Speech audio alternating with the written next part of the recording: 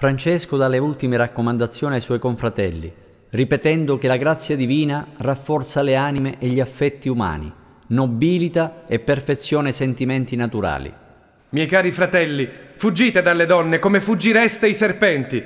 Le donne e il denaro sono le due forze più funeste che traggono al male i figli di Dio. E prima di partire volle salire sul Monte Pollino, a benedire e vedere per l'ultima volta la sua terra.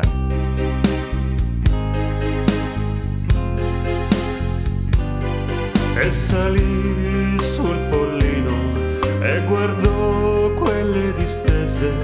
Fu profonda la tristezza che il suo cuore prese.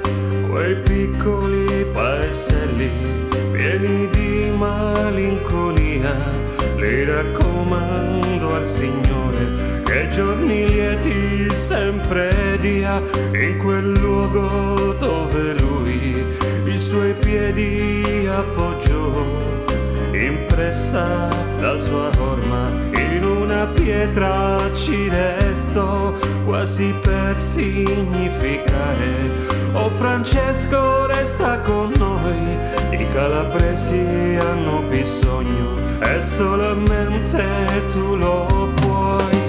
Alzando le sue braccia nel nome del Signore, benedisse quella terra dove lascia il suo cuore. Sarà lungo il viaggio e sarà senza ritorno, la speranza è che un giorno quell'amore trionferà. La speranza è che un giorno quell'amore trionferà.